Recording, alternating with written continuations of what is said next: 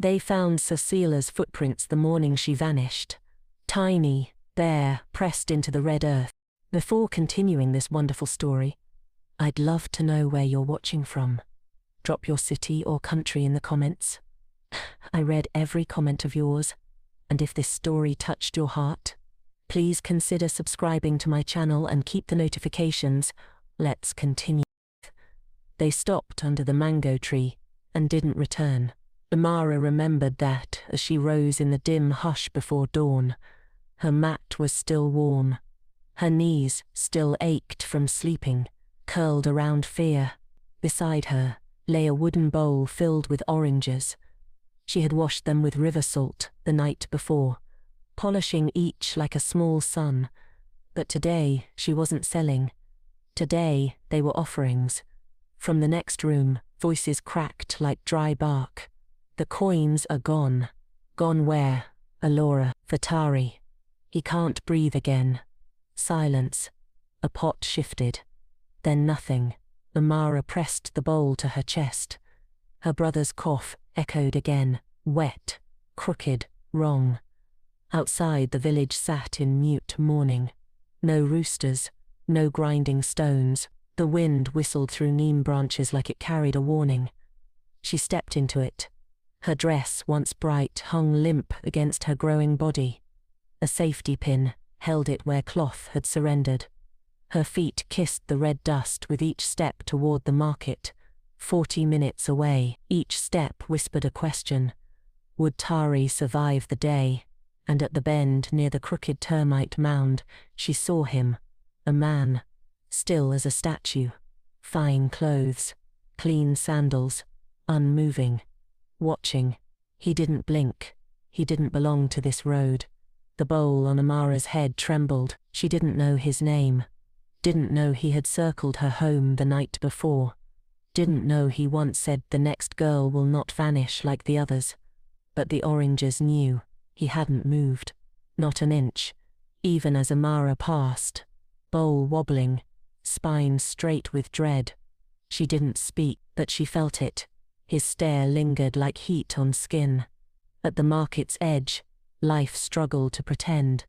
Mamari fanned flies from her plantains. A baby sobbed by the dried pepper stall. Chickens kicked up dust. Amara sat beneath the umbrella tree. Her usual spot. Her safe place. She lowered the bowl, arranged the oranges. Sweet oranges, she murmured. Nobody came. Not at first. She had 3 coins hidden in her pouch. Yesterday's mercy. Not enough for real medicine. Maybe enough for boiled leaves. She watched the sky. A crow circled once. Then again, she looked down and saw him, across the road. Still there, now closer, now walking. His footsteps made no sound. He crouched before her, picked an orange, held it to the light. How much? 10 coins, she said barely above the wind. He paid for 5, but did not leave. Do you live near the neem tree? Her mouth was too dry to lie. Yes, he nodded once. You have a brother, he added. Her eyes widened. I've seen him. He looks like he's fading. He didn't ask for her name. He already knew. He rose, handed her the coins, and turned away. And that's when she noticed. One orange in the bowl had a bruise. Not one she had packed, one she had thrown out yesterday. It was back. She touched it. The skin pulsed, soft, warm, like something still alive. That afternoon, the wind changed. The sky turned the color of wet ash, and Amara returned to the market, not to sell but to beg. Mamara Jali's herb stall crouched under faded tarpaulin. Flies hummed. Bundles of dry leaves hung like broken feathers. I need something. For fever, Amara whispered. Mamara Jali squinted. What's his name? Tara. The old woman looked at the coins in Amara's palm. 3 dull pieces. This won't stretch. He's burning. Mama Rally sighed. She tore a strip of brown leaves, wrapped it in newspaper. Boil. Let him sip. But if his eyes roll. Amara bowed, clutching the packet like a baby bird. As she walked away, she heard a second voice behind the stall. Mel, Soft. You shouldn't have given her that one. Mama Rally didn't answer. Back home, Tari wheezed like wind through cracked stone. Alora boiled the leaves without question. Tari drank, gagged, fell asleep. Amara sat beside him, listening to each breath, but something in her pocket stung. She unwrapped the herbs again, folded the damp newspaper flat. There at the corner was a red sigil, burnt into the paper, not drawn. A twisted root, circled by thorns, faint nearly hidden. Naima had once warned her. The root that burns is not for healing, it's for binding. That night, Amara couldn't sleep, not with the tree outside whispering her name, not with the bruise growing on her soul. The car came without dust. That alone made Naima's heart stop. No visitor ever reached this village without wearing the road in red. But this one, black shining, silent, glided to their doorstep like it knew the way home. Amara stood at the window as the door opened. Mr. Dorian stepped out, clean. Shoes untouched, eyes like locked doors. He didn't greet the neighbors or look at the chicken that darted under the porch. He walked straight to the door with an envelope in hand. Alora opened it slowly. Her wrapper was loose, her face swollen from another sleepless night beside Tari's trembling body. "I came to speak about your daughter," he said. Alora's voice cracked. "She's a child, I know, but I also know Tari is dying. I can help." Naima rose from her stool, the wooden broom in her hand like a warning. "We do not sell children here." Mr. Dorian bowed his head. "I am not here to buy. I am here to save what you cannot." His words were smooth, but Amara felt something behind them, like a hand slowly closing around her name. He placed the envelope down. "There is enough in here for medicine, rent, food for a year. All I ask is a promise." Alora shook her head. "This is not how we do things." He nodded. "But what if it's the only way left?" And then he left. Quietly, like someone who had already been told yes. That night, Tari convulsed. Foam at his mouth. Alora screamed. They ran barefoot to the clinic again, knuckles bruised from knocking. "Please," Alora begged. "We have no deposit, but we will pay." "No deposit, no treatment," said the nurse. Flat, cold, they returned with Tari limp in their arms. The envelope waited at the door like a verdict. Inside, Amara opened it and saw her name already written, signed, dated.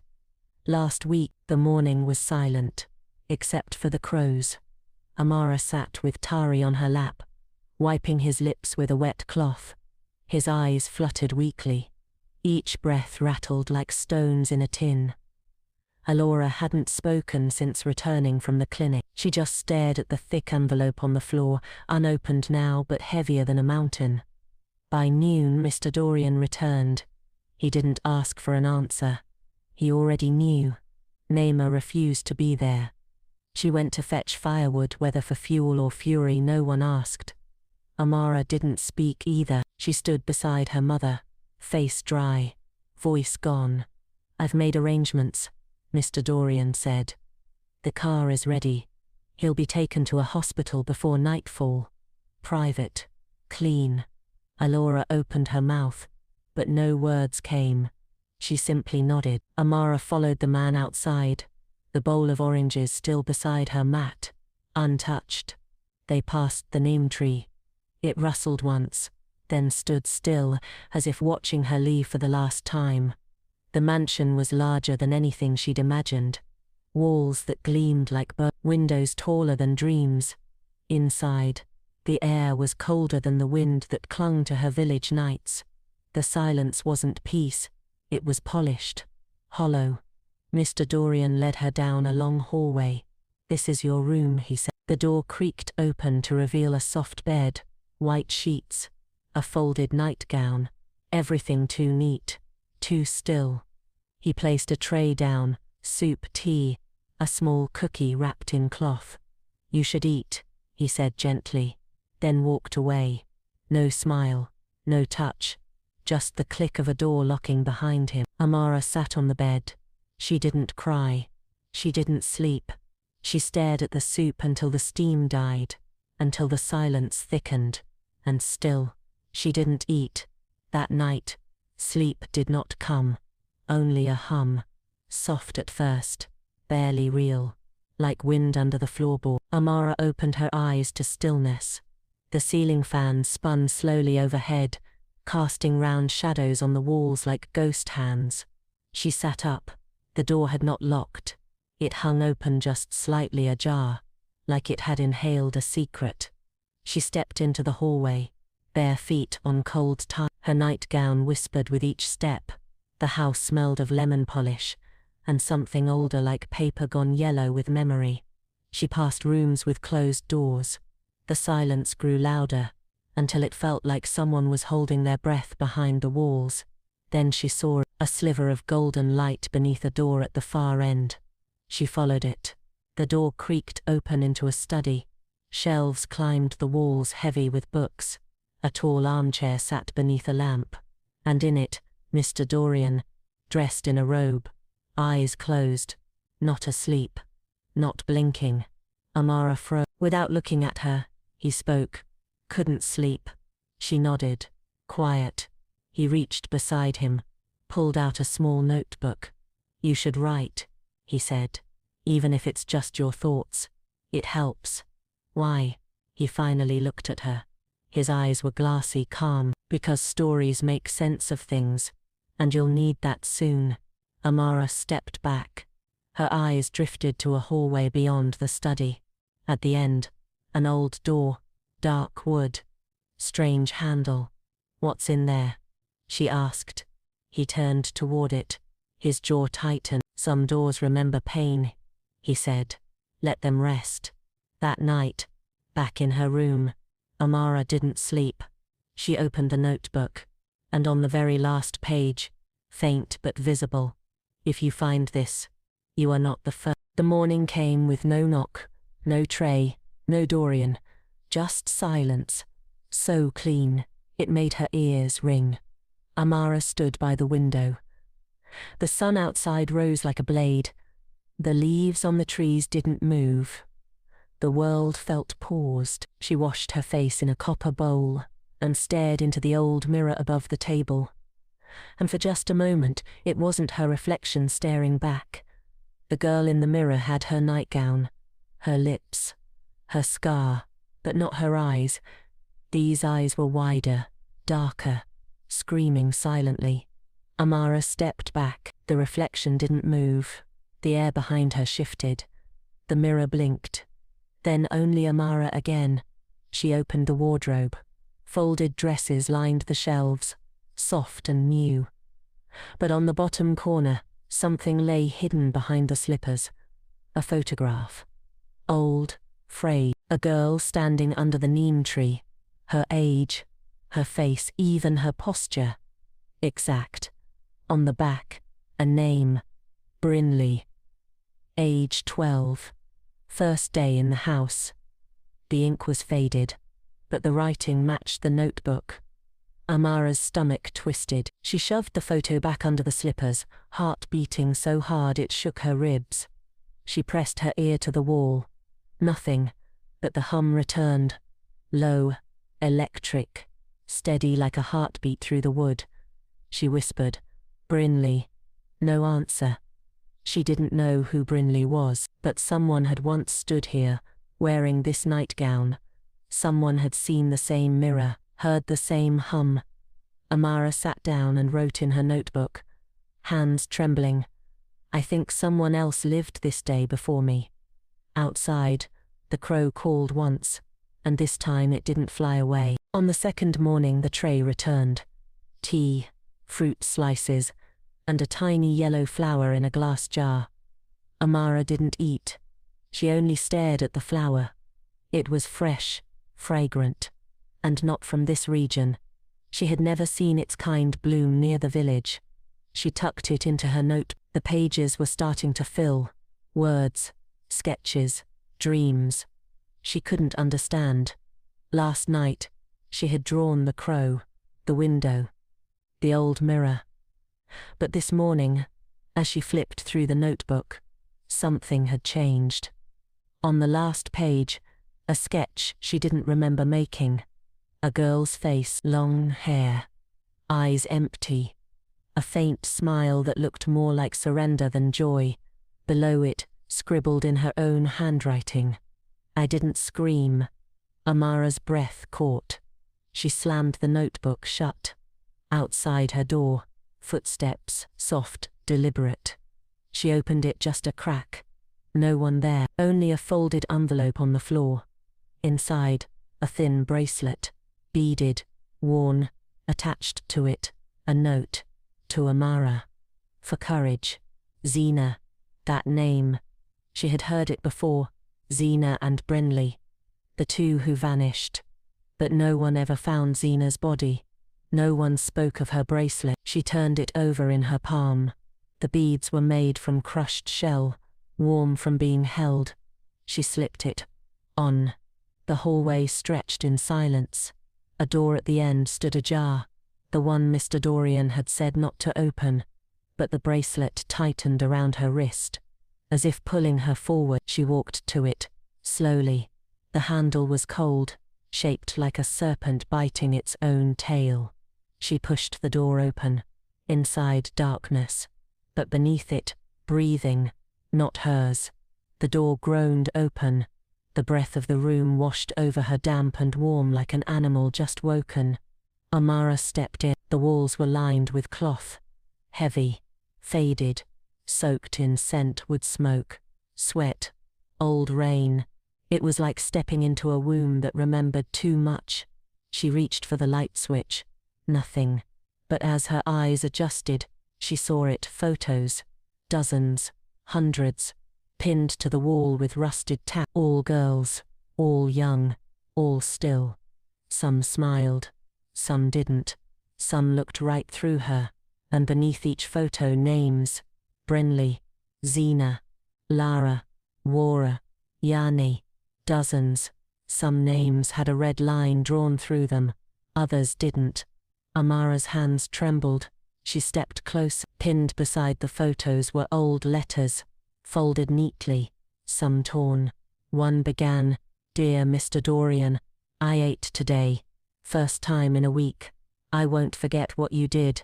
Another read, "You saved me, but I still wake up afraid. Do you think that means I'm broken?" The voices of vanished girls whispered in paper. In silence. In the corner of the room was a trunk.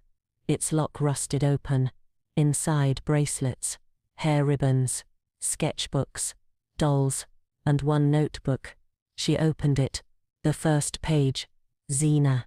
"If I vanish, I want someone to know I was kind. I was scared, but I was real." Behind her, a floorboard creaked. She spun. The door was still open. No one there. But something had changed in the air, like a breath held by the house itself. Amara stood frozen, then turned back to the wall and whispered, "I see," and the crow outside screamed so loud, the glass nearly cracked. Amara didn't sleep that night. She sat cross-legged on the floor, Zena's notebook in her lap, the beaded bracelet pressing into her skin like a silent pulse. The words swirled like ash. "If I vanish, tell them I was real." The oil lamp flickered once, twice, then died. The room plunged into a darkness thick as grief. Her skin prickled. Then came a sound faint and impossible. Paper burning. She turned. The notebook was untouched, but in the mirror above her bed she saw it, flames. Behind her, licking the walls. A figure inside them, a girl, watch. Amara spun around. Nothing. The air smelled faintly of charred wood. She backed into the hallway, her breath shallow, her heart tapping its own code. At the far end, Mr. Dorian stood. His robe hung like smoke. His hands were empty, but his eyes were heavy. "You went in, didn't you?" he asked. Amara didn't answer. He stepped forward slowly. "What did you see?" "Zena, Brenly, so many others." "I didn't hurt them," he said softly. "I tried to stop others from doing so." She looked at him now, not as a man who brought soup and slippers, but as someone who collected names in silence. "And what am I to you?" she asked. He blinked, just once. "Hope. A seed. The one who might remember." Amara swallowed. "Or the next in the fire." He paused. "Not fire, child. Flame. There's a difference. Fire devours. Flame guides." Then he turned away, leaving only the smell of old matches in his wake. Back in her room, Amara lit the lamp again. The mirror was clean. But on her pillow now sat a folded piece of paper, drawn in charcoal, a matchstick, burning, and under it, "You are the one." The next morning, the mansion was quieter than ever, not peaceful, expectant, like it knew something had been set in motion. Amara dressed slowly, heart heavy from dreams, where girls with empty eyes whispered behind locked doors. When she opened her curtain, the garden outside blinked with too much color. The air looked fresh, but didn't smell real. She walked to the far hallway, past the study, past the door with the brass serpent, past the painting of the lone tree on fire. The window at the end had always been shut. Today, it was cracked open. She stepped closer. The wind outside didn't move, but the curtains inside breathed. Slow and steady, she reached for the sill, and froze. Scratched faintly into the wood were words. "He saves you to keep you, not to set you free." Below that, "If you climb, don't fall. The garden lies. Look east." Amara looked out. The garden was beautiful. Too beautiful, like a painting that forgot how to age. Then she saw it. A second path. Narrow, covered in vines, nearly invisible, leading away from the house. She turned to leave, and saw Mr. Dorian in the hall, watching. He smiled, just slightly. "Enjoying the view?" he asked. "I was just curious." "That's good, but curiosity must be tempered with timing." He gestured back toward the hallway. "Lunch is ready." She followed, slow. But when she passed the window again, the message had vanished. The scratches were gone. Even the crack had sealed shut, as though it had never been open at all. Only the breeze in her hair remained, and the bracelet on her wrist felt colder now, almost warning. In the afternoon, she returned to the memory room. The air greeted her like a breath held too long. She brought the notebook, and the photo, and the bracelet. This time she counted 47 names. Of those, 19 were crossed out, Brinley's among them. Zena's not. She studied Zena's file. Inside was a drawing of a mango tree, a torn letter, and a small lock of hair tied with red thread.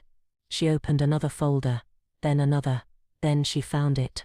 Her name, not once, twice. One folder, labeled, Amara, age 12, prospective. Another, Amara, age 12, confirmed. Her fingers stiffened. Both files had been created before she ever met Mr. Dorian, before Tauri's fever, before the market, before the bowl of oranges. Her photo taken from behind the neem tree.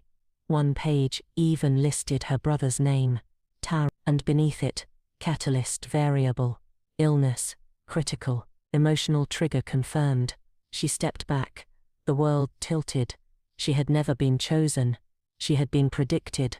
A girl designed by pain, shaped by patterns, collected. Behind her, the house creaked. Floorboards shifted. She clutched the folder to her chest and ran to her room, locked the door, pushed the chair under the handle. Her breaths came sharp. The walls pulsed. And then, something slid under her door. A note, in the same handwriting as the charcoal matchstick. "Don't let him make you grateful. You are not safe because you are loved. You are safe because you are watched." Amara dropped the paper, because on the back was her drawing from the notebook. A sketch she'd never shown, but someone had copied it exactly. That night, the wind outside howled like a warning. Amara couldn't sleep. Not after the note. Not after finding her name written twice like a prophecy. She sat by the window, notebook in hand. She didn't write. She only stared at the garden, where nothing ever moved, until now. A figure darted between hedges. Too quick. Not Mr. Dorian. Too tall. Too frantic. She froze. The shape climbed the side wall like it knew where to place its hands, like it had done this before. The window beside her creaked, slowly opening on its own. Not from wind, from pressure. She backed away. A hand reached in. Rough. Scarred. Male.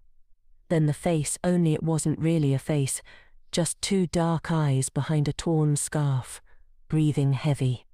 He stared at her, not with hunger, with recognition. "You're her," he whispered. "He took you. Who are you?" She croaked. The man didn't answer. He passed her something, a photo. Old, folded. Inside it, a girl in a red dress. Brindley, smiling beside Mr. Dorian. "You have to leave," he whispered. "He doesn't save girls. He cages them." Before she could respond, heavy footsteps thundered from the hallway. The man leapt from the window. Gone. Mr. Dorian burst into the room, eyes wide. "Did he touch you? What did he say?" "He gave me this," she said, holding the photo. Dorian took one look, and froze, then whispered something she'd never heard from him before. "I thought I buried that," and for the first time, his hands trembled. Mr. Dorian did not speak for 3 days, not at breakfast, not when the generator coughed awake, not even when Amara passed him in the hallway, carrying the photo he'd once tried to forget. He simply stared out the window like the house had turned to glass. On the 4th day, he knocked on her door. When she opened it, he looked smaller. "Come," he said. "I owe you truth." They walked through the study, past the burning tree painting, to the hidden door behind the curtain. Inside, a room of dust and relics. On a table framed in wood and silence, Brindley's journal. "She was the first," Dorian said. "Not the first I rescued, but the first who stayed." Amara opened the book. "He gave me dresses, books, food, but not a voice. He listens, but never answers. I think he's afraid. I asked to leave once. He said the world would eat me. Maybe he was right." Amara's voice cracked. "Did she run?" "She tried. Did you stop her?"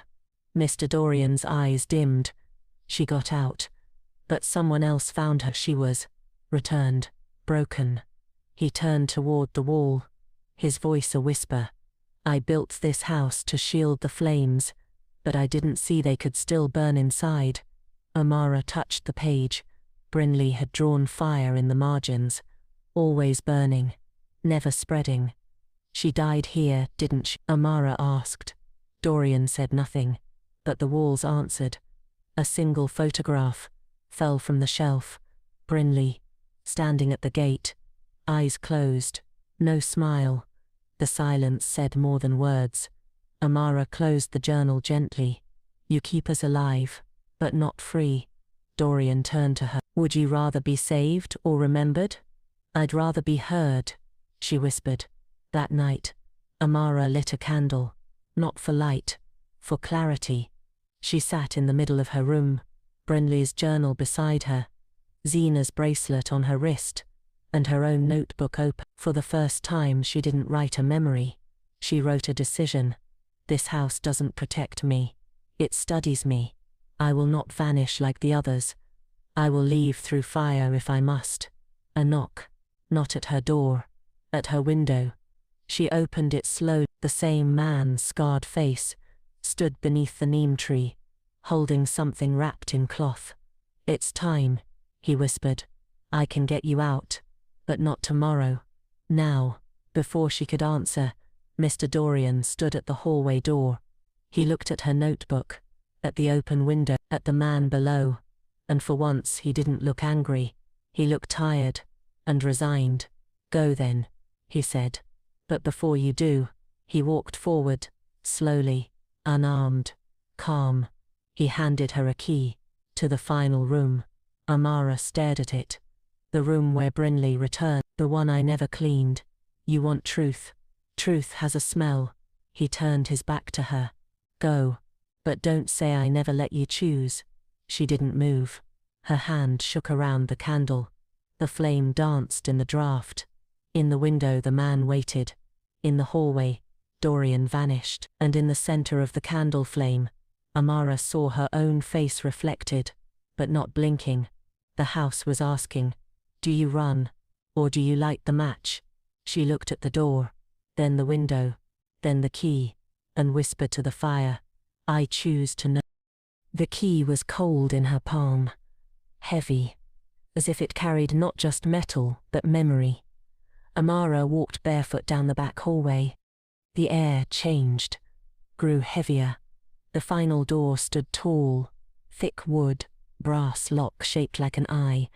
She slipped the key in, turned it. The lock didn't click. It sighed, inside, silence. Not the clean kind. The kind that lingered after someone screamed. The room smelled like rust and wilted flowers. Brinley's slippers still sat near the bed, untouched. Folded clothes on a chair. A broken necklace on the rug. But what struck Amara most was the wall, covered not in photos but maps. Maps with circles. Villages, towns, border crossings. Each one marked in red. Each one tagged with initials. Girls' initials. At the center of the wall, one face. Not Brinley. A man. Older, clean suit. Sharp eyes. And beneath him, scribbled in ink, the collector, Lagos, minister's cousin, untouchable. Letters were pinned around it. Testimonies, receipts, passports. Mr. Dorian had been tracking a network. Quietly, illegally. Amara stepped closer. Her hand hovered over a file, one labeled simply Xena. Extraction failed. Inside, a torn photo of Xena, bruised, standing beside the collector, her eyes dead. Amara dropped it, backed away. Then, behind her, footsteps, not Dorian's. She turned.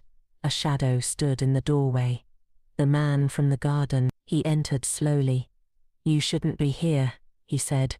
"He told you not to. You know him. I used to work for him. We all did. Until Brinley died." "Why did she die?" He looked at the room. "Because she told the truth too loud." And then, he handed her a phone. On it, a recording. The collector's voice.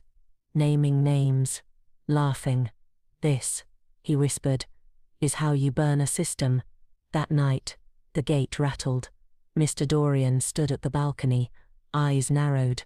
Amara sat beside him, the phone clutched in her hands like a lit match. "He knows," Dorian whispered. "The collector.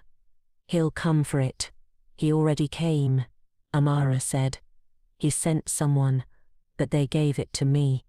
Dorian turned sharply. "Who?" She didn't answer. Below, headlights sliced the darkness. A sleek black SUV rolled to a stop at the compound gates. No dust, no hesitation. 4 men stepped out. One wore gold cufflinks. "The collector." Dorian moved. "Go to your room." "No," Amara said. He looked at her. "I'm not a flame to be hidden," she said. "I'm the match." Dorian's lips parted, then closed. The men entered without knocking. Their shoes echoed down the marble hall. Amara stayed in the study, files in her lap, voice steady. The door opened. The collector smiled. "We've come to discuss property." "Whose?" she asked. He laughed. "Dorian's, the house, the silence, and maybe you." She held up the phone. "I have your laugh recorded, your list, your threats, your trail." His smile faded. "I'm 12, she added. "Imagine the headlines." Dorian stepped between them. "She has backup, a lawyer, copies. Release it, and you're done." The collector stepped back. "You don't have the spine." Amara smiled now. "I have something sharper. A voice. Try silencing that." He left. but not quietly. The walls trembled with his exit. That night, Dorian handed her a second phone. Emergency only. If I disappear, you think he'll come back? No, Dorian said. Eyes on the garden. I think they will. Amara didn't ask who. She only walked to her room, opened her notebook, and on a clean page wrote, I survived the fire. Now I light it. The next morning, sunlight came through the windows like peace. Too soft, too golden, too wrong. Dorian was gone. His room was undisturbed, bed made. On the desk, only a letter, sealed in wax, addressed, not to her, to the one after her. Amara opened it anyway. If you're reading this, it means I failed again, or maybe I succeeded, because you were enough. The names in the study are still incomplete. You'll find the last ledger behind the painting of the tree. Use it, or burn it. But whatever you do, don't let the next girl be me. She folded the letter. Her fingers didn't shake. She removed the tree painting. Behind it, another folder. This one had a list of sponsors. Men, women, NGOs, politicians, schools, even churches. All part of the chain. One name caught her breath. Mama Jali, the herb woman, marked as a feeder, a name that appeared beside two missing girls, Zina and Sajela. Amara closed the file. The world tilted. She had bought poison from her, trusted her. She took the folder, sealed it, marked it. That evening, she lit a small fire in the garden pit. She didn't burn the files. She burned the fear that had clung to her skin since the bowl of oranges. When she returned inside, the hallway mirror showed her walking, shoulders back, and behind her, no shadow. That night, she whispered into the darkness, there will be no one after me. But the house, for the first time, whispered back, then you must become the beginning. The storm came at midnight, no rain, just wind sharp and wild, like ancestors clapping. Amara stood at the top of the mansion stairs, barefoot, wearing Brindley's old red dress. The house behind her was no longer a cage. It was a witness. Mama Jali had been arrested that morning. Quietly, no spectacle. Amara had sent the documents herself. The collector fled the country, but not far enough. His photo flashed across evening news, prominent philanthropist under investigation for trafficking minors. The world woke up. The silence broke. And Amara, she didn't speak to reporters, didn't cry on camera.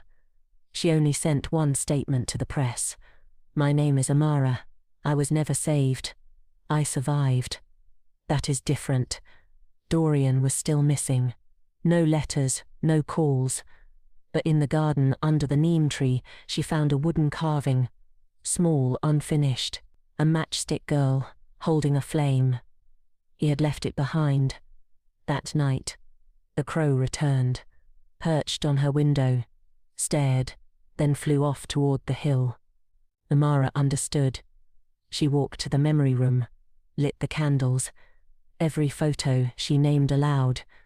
Zina, Brindley, Lami, Wara, Sayala, Yani, Bint, Isha, me. She added one last frame to the wall. Her own, not as a victim, not as a bride, as a keeper of fire. She placed it beside Brindley's and whispered, You didn't scream for nothing. Then she turned to the window, where girls in soft slippers waited in the hallway. They weren't afraid, not anymore. 1 year passed. Then 2. The mansion on the hill was no longer silent. It pulsed with laughter, footsteps, drums, the scent of plantain and rose oil. Girls lived here now, not hidden but seen. They called it the Ember House. Amara renamed the rooms. No more study, guest suite, maid's quarters. Now the room of stories, the room of quiet, the room of fire. Each girl who arrived brought only one item from her past. It was buried beneath the neem tree as a ritual. They left behind shame. They wore new names. They read Brindley's journal like scripture. One girl, age 10, whispered, "Are you a queen?" Amara smiled gently. "No, queens need crowns. I carry something better." She tapped her chest. "I carry heat." By 16, Amara had spoken at the UN. By 17, she helped rewrite marriage laws in 4 countries. By 18, she funded shelters in places that didn't have names on maps. But every month on the same day she returned to the grave beneath the neem tree, placed a flower, lit a One rainy afternoon she opened Dorian's final ledger. A name had been added in his handwriting. Slanted, barely legible. The girl after the last girl. She won't run. She'll rebuild. And beneath it, nothing. Because there would be no one after her. That night, a small girl arrived. Wet, silent, shivering, no name. Just a note. She escaped through a window. We don't know how. Amara wrapped her in warmth, let her sleep, then placed a matchstick in her palm. "You don't owe me anything," she whispered. "But if you ever feel the fire, pass it on." The girl nodded once, and so the flame lived again. But this time, it was never going out. If this heart-touching story moved you, don't let it be the last. Like, share and subscribe to my channel, and keep the emotions flowing. Another heart-touching story is ready for you to listen and enjoy.